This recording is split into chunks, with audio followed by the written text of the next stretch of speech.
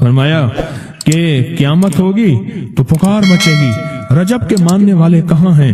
اس وقت حجاب کے اندر سے ایک نور نکلے گا جس کے پیچھے سے جبرائیل، میکائیل، اسرافیل ہوں گے، یہاں تک کہ رجب کے ماننے والے اس نور سے گزر کر پہنچ جائیں گے جو ان کے لیے تیار کیا ہوگا اور اللہ کو سجدہ کریں گے۔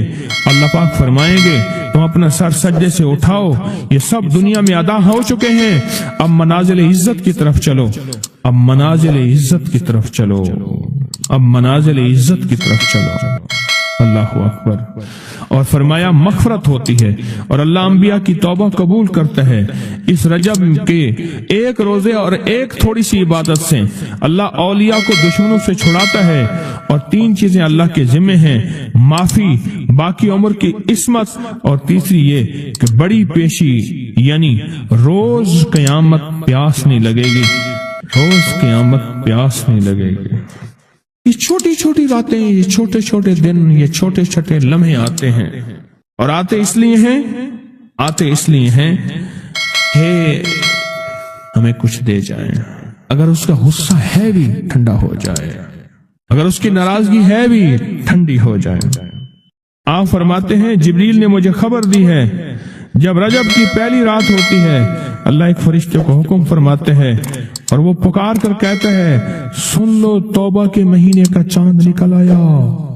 اس مہینے کا اللہ جبریل آواز دیتا ہے سن لو توبہ کے مہینے کا چاند نکل آیا، آ جاؤ اپنے لیے توبہ، امت کے لیے توبہ، اپنی نسلوں کے لیے توبہ، اپنی پچھلی نسلوں کے لیے توبہ، اپنے لیے، اپنے لمحوں، اپنی راتوں کے لیے توبہ، اپنے دن کے لیے ندامت اور توبہ۔ سن لو لوگو، جبریل کیا کہتے ہیں اور پکارتے ہیں کہ توبہ کے مہینے کا چاند نکل آیا۔ بس اس کے لیے بشارت ہے جو اس رجب کے مہینے میں استغفار کرتا ہے، اس کے لیے بشارت ہے جو رجب کے مہینے میں استغفار کرتا ہے۔ غصے کو ٹھنڈا کرنے والی یہ سعادتیں ہیں، اللہ کو ناراض کرنے سے دور کرنے والی یہ نعمتیں ہیں۔ اللہ پاک نے بعض لفظوں میں چابیاں رکھی ہیں، اور بعض لفظ، بعض بول چابیاں ہیں، چابیاں رزق کی، برکت کی، عنایت کی، عطا کی، کرم کی، فضل کی، اور بے بہا سمندر کو دینے کی بعض لفظوں میں رب نے چابیاں رکھی ہیں، اور بعض لفظ خود چابیاں ہیں۔ رزق کی چابیاں، صحت کی چابیاں، برکت کی چابیاں۔ یہ سورۃ مائدہ کی آیت نمبر 114، یہ عنایات اور عطاؤں کو عرشوں سے متوجہ کرنے کی چابی ہے۔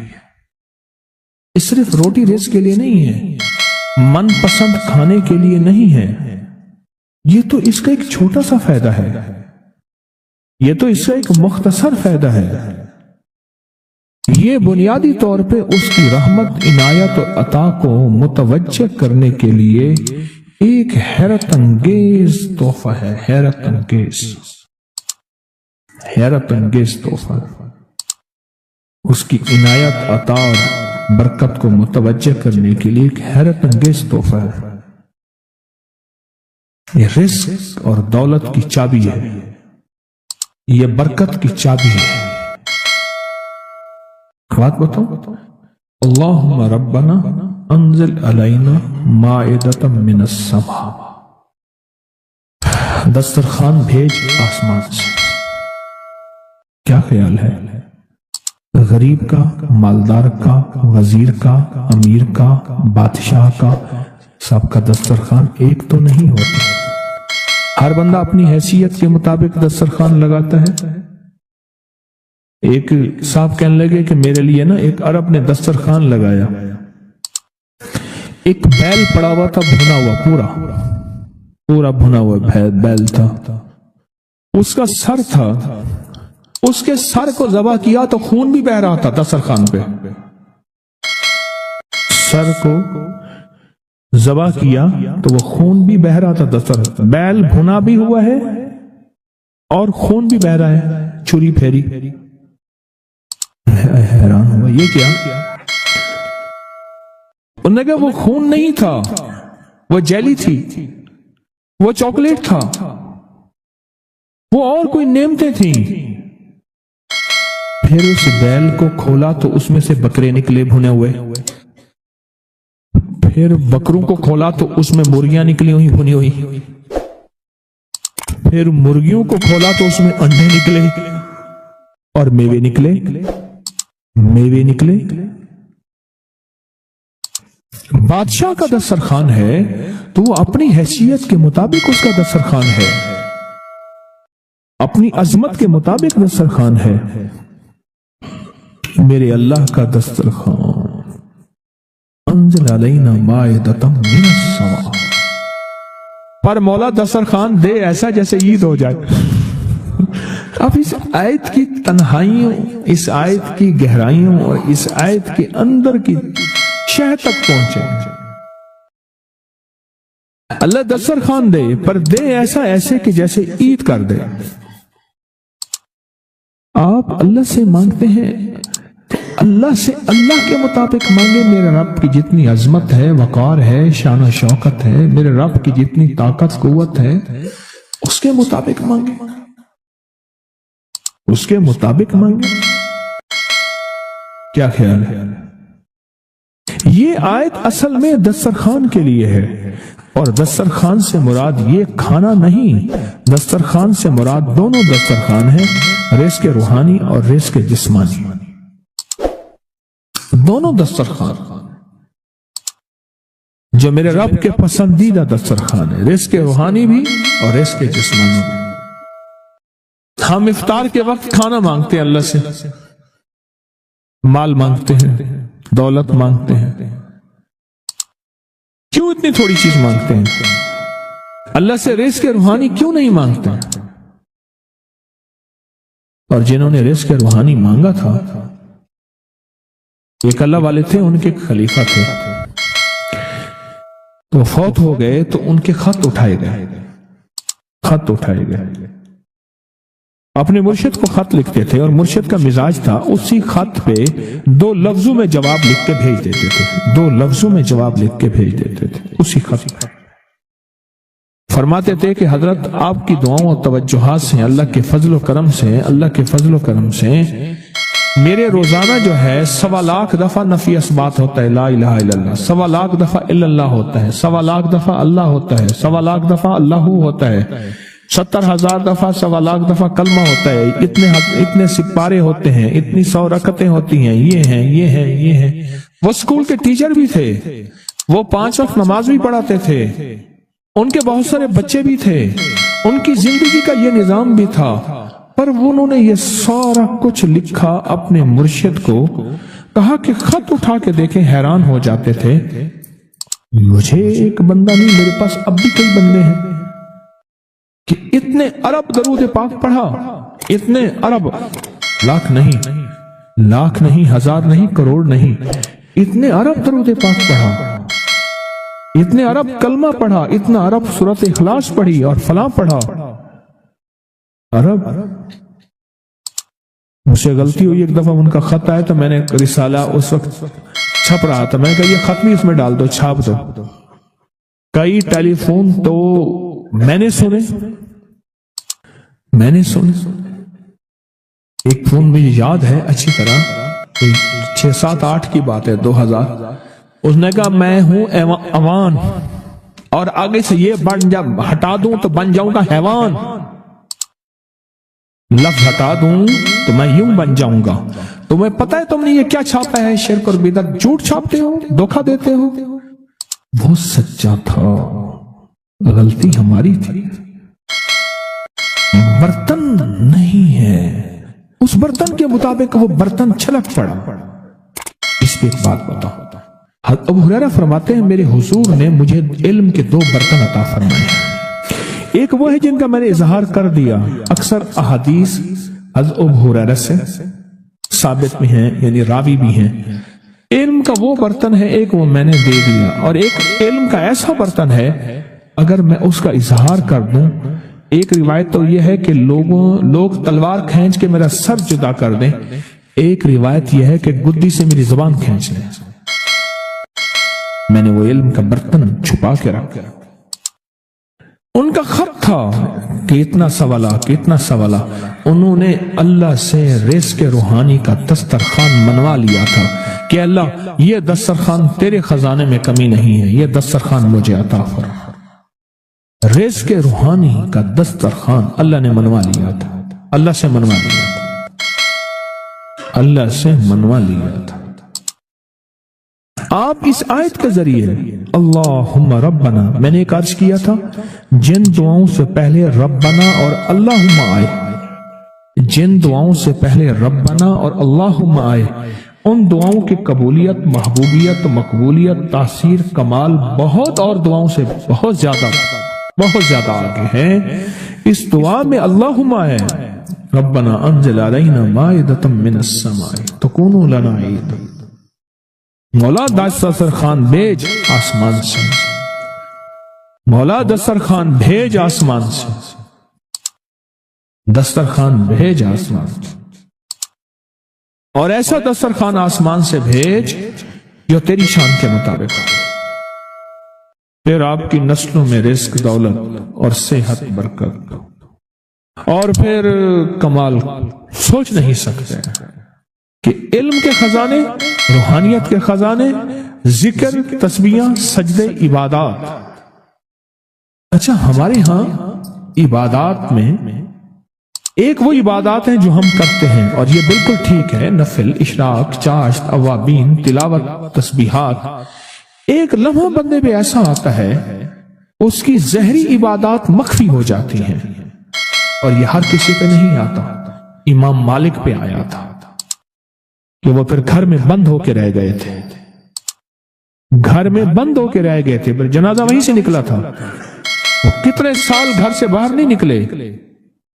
اس آیت کے ذریعے اللہ سے منوائے، اور ایک دھماکہ ہوا، ساری کائنات ہل گئی، اور ایک دروازہ کھولا، اور رب نے اس دروازے میں سے ایک چیز نازل کی جو نہ کبھی تورات میں آئی، نہ انجیل میں آئی، نہ زبور میں آئی، نہ صحیفوں میں آئی، نہ کسی نبی پہ آئی، نہ کسی رسول پہ آئی، نہ کسی پیغمبر پہ آئی، اور وہ ایک چیز صرف میرے کملی والے کو ملی ہے، اور وہ صرف ایک چیز ملی ہے، صرف وہ جو میرے کملی والے کو ملی ہے، میرے حضور کو ملی ہے، وہ کسی کتاب میں، کسی صحیفے میں اس سے پہلے کبھی نہیں آئی تھی اور اس کے بعد کبھی نہیں آئے گی، اور وہ چیز ہے بسم اللہ الرحمن الرحیم۔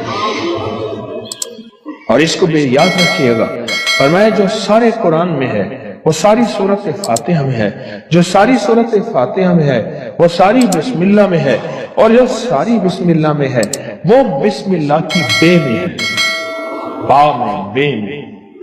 اور ایک بات اور کہ اللہ الرحمن الرحیم، جو بندہ بسم اللہ پڑھتا ہے یا بسم اللہ کو لکھ کے اپنے پاس رکھتا ہے، اس میں میرے رب کے 3 نام ہیں، ایک ہے اللہ،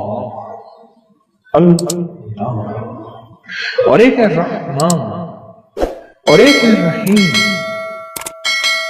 میرا اللہ تو دنیا آخرت کی ساری کفایت کرنے والا، ولایت، کفایت، راحت، رحمت، عزت، عظمت، برکت، وقار، شان و شوکت، وہ تو اللہ اللہ اللہ اللہ اللہ اللہ۔ اب اللہ نے 2 جہان بنائے ہیں، ایک عالم شہود ہے، یہ جہان ہے، ایک عالم برزخ ہے، موت کے بعد کا جہان ہے۔ اس عالم شہود کے لیے میرے رب نے اپنا نام دیا ہے رحمان۔ کیا دیا؟ رحمان۔ اور موت کے بعد میرا رب جس لفظ اپنے اسم اور نام کے ساتھ کفایت کرے گا، کفالت کرے گا، مدد کرے گا، وہ ہے رحیم۔ یا رحمان الدنیا یا رحیم الآخرہ۔ فرمایا اگر نام رحمان نہ ہوتا، غور سے سنیے گا، کملی والے کے دیوانے اور عاشق بیٹھے ہیں آپ، اگر فرمایا رب رحمان نہ ہوتا، نام رحمان نہ ہوتا، اللہ اپنے دشمن کو ایک لقمہ کیا، ایک قطرہ کیا، ایک پانی کیا، ایک سانس نہ دیتا۔ اپنے نام ماننے والوں کو اگر رحمان نہ ہوتا، اس نام رحمان کی وجہ سے رب کا دشمن بھی پل رہا ہے، رب کا دوست بھی پل رہا ہے، اپنے بھی پل رہے ہیں، پرائے بھی پل رہے ہیں، غیر بھی پل رہے ہیں، سب پل رہے ہیں۔ کہتا ہے فرشتوں دے دو رزق کے دروازے، اچھا کوئی بات نہیں اور دے دو، میں انتظار میں ہوں اس کی توبہ، اس کے رجوع کا، کبھی تو مجھے سن لے گا، کبھی تو مجھے مان لے گا، کبھی تو میرے نیکوں اور اولیاء اور صلحاء کی محفل میں چلا جا کے توبہ کے دروازے کھلے ہیں، توبہ کر لے گا تو آنسو بہا لے گا۔ یہ صفت رحمان ہے، یہ صفت رحمان ہے۔ حضرت سلطان باہو رحمت اللہ علیہ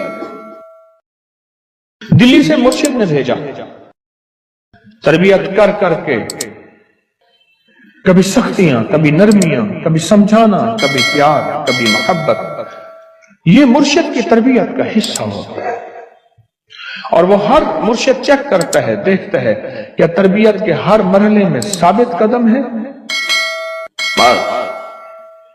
فرمایا ٹھیک ہے، اب جاؤ اور راستے میں نا کسی سے بحث، مناظرہ، مجادلہ، مباحثہ، ڈسکس، الجھنا نہ کرنا۔